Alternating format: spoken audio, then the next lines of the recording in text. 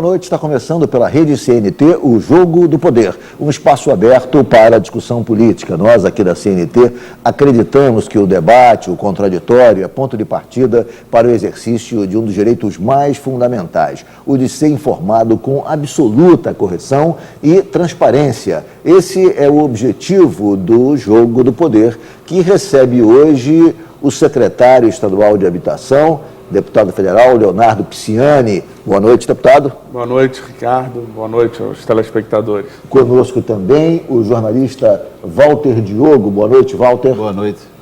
É um prazer estar aqui. Secretário, eu queria começar com uma pergunta bem sintética, mas que nos dá a dimensão do problema que o senhor enfrenta. Hoje, qual é o déficit habitacional do Rio de Janeiro? Olha, segundo os dados oficiais, né, que é o que a gente usa da Fundação João Pinheiro para o Ministério das Cidades, que é o que rege o Sistema Nacional de Habitação, dá conta de um déficit de 470, pouco mais de 470 mil habitações a serem construídas no estado do Rio de Janeiro. Quando se lançou o programa Minha Casa Minha Vida, havia expectativa na primeira fase de se fazer 100 mil habitações no Rio de Janeiro, de 1 milhão nacionalmente. Quer dizer, que balanço o senhor faz do programa? Nós chegamos a atingir a meta, construímos as 100 mil, estamos a caminho das 100 mil, já se fala no Minha Casa Minha Vida 2, numa segunda parte do projeto. Eu queria que o senhor nos sintetizasse aqui os avanços ocorridos na primeira fase e a sua expectativa em relação à segunda fase do Minha Casa Minha Vida. O Minha Casa Minha Vida, na primeira fase, ele destinou ao Rio de Janeiro 7,5% do seu total, portanto, 75 mil unidades, meta que foi cumprida em todas as faixas, tanto na faixa até 3 salários mínimos e na faixa acima dos 3 salários mínimos até 10 salários mínimos. São projetos que ou já foram entregues ou projetos que estão com a sua execução em andamento. O tempo médio de construção de um empreendimento habitacional, seja ele de 100, de 1.000 ou de 10 mil unidades, em média, ele tem um prazo de 30 meses até estar pronto, até as famílias estarem com as chaves na mão. Por quê? Você precisa identificar as áreas, infraestruturar as áreas, licenciar, do ponto de vista urbanístico e ambiental, as áreas e depois fazer o processo construtivo, processo de seleção de quem vai construir e, posteriormente, o período da obra. Isso dá, em média, 30 meses.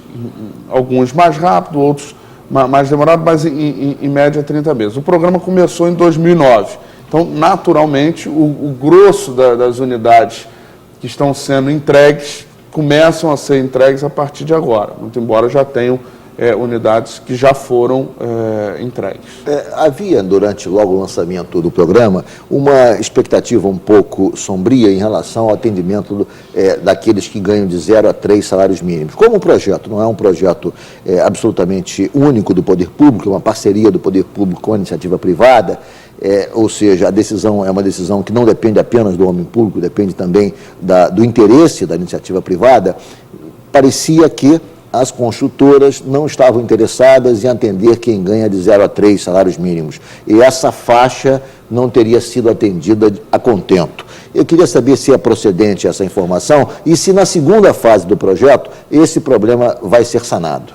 Veja, evidentemente que ao mercado interessa majoritariamente fazer nas faixas acima, onde a rentabilidade é maior. No entanto, foi atendido a contento. O poder público, no caso do Estado do Rio de Janeiro, nós tomamos a seguinte decisão, seguindo a orientação do governador Sérgio Cabral e a nossa decisão técnica, nós só incentivamos a construção de 0 a 3. Portanto, as áreas que o Estado, os terrenos que o Estado do Rio de Janeiro doou ao programa Minha Casa Minha Vida, as obras de infraestrutura que o governo do Estado fez foram todos para viabilizar empreendimentos de 0 a 3 salários mínimos.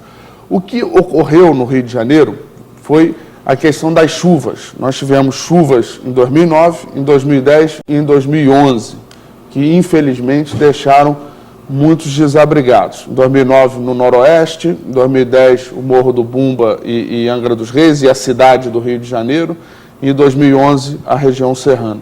Então, majoritariamente, os imóveis de 0 a 3 que ficaram prontos não puderam atender ao cadastro, ir para o sorteio do cadastro. Foram direcionados às famílias que estavam desabrigadas, estavam morando em pátios de escola, em terrenos de igreja, que tinham perdido tudo.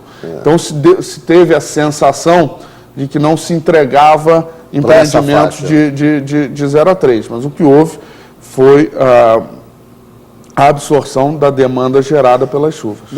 Só uma perguntinha complementar, depois eu passo para você, Walter. Dessas 75 mil casas, quantas mais ou menos foram dirigidas a esse público de 0 a 3? Na primeira fase do Minha Casa Minha Vida, o Minha Casa Minha Vida 1, foram 30 mil unidades, eram 40% do programa para a faixa de 0 a 3.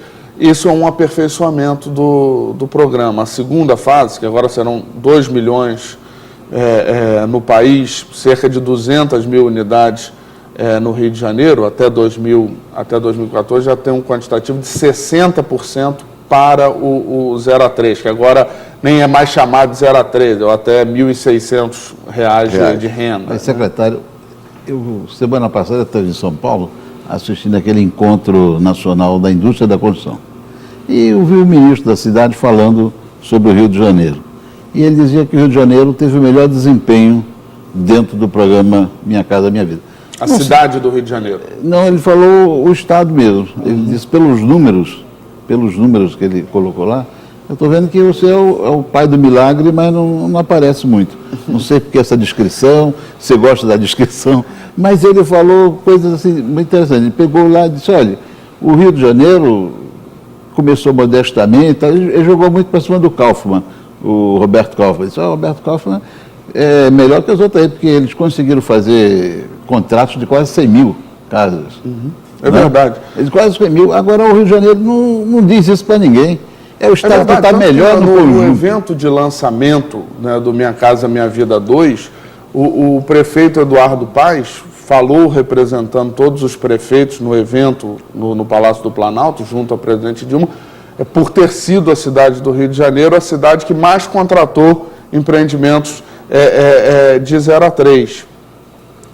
O Rio de Janeiro teve eficiência para fazer, nós ainda temos questões, e aí não foi só eu ou Altos Isolados, foi a participação efetiva do governo do Estado, a participação efetiva dos municípios, a participação efetiva da sociedade civil, da iniciativa privada. Nós temos ainda um gargalo a resolver. Nós precisamos levar o Minha Casa Minha Vida com mais força ao restante da região metropolitana e às outras regiões do Estado. Nós tivemos muito sucesso na capital, sucessos isolados em algumas outras cidades, mas, por exemplo, a Baixada Fluminense, nós precisamos fazer, e a segunda fase do Minha Casa Minha Vida vai ter, pode anotar o que eu estou falando, vai ter a Baixada Fluminense, como a região de Niterói e São Gonçalo, como foco das suas ações. Agora, exatamente sobre isso que eu queria falar agora, sobre a segunda fase. O que a gente pode esperar dessa segunda fase? Qual é a expectativa de construção? Quantos imóveis estão previstos para essa segunda fase? E o senhor já antecipou aqui, a região a ser focada como região para a qual será direcionada boa parte do projeto vai ser a região metropolitana, Baixada Fluminense, Niterói, São Gonçalo. Exatamente, foi a região que na primeira fase teve menos construções do que a demanda que possui. Né? Isso ocorria por um equívoco do programa Minha Casa Minha Vida, em que ele trazia uma tabela menor para uma tabela diferenciada, onde o valor da unidade na capital era maior do que o valor da unidade no restante da região metropolitana e muito mais do que no interior. Isso agora foi equacionado, o valor é o mesmo na segunda fase do programa, e o governo do Estado já tem feito ações junto à Caixa Econômica de aporte de capital através do Fundo Estadual de Habitação para viabilizar a construção de empreendimentos do 0 a 3 em toda a região metropolitana. Ok, eu vou fazer um rápido intervalo, o Jogo do Poder volta em 1 minuto, hoje entrevistando o secretário estadual de Habitação, Leonardo Pisciani.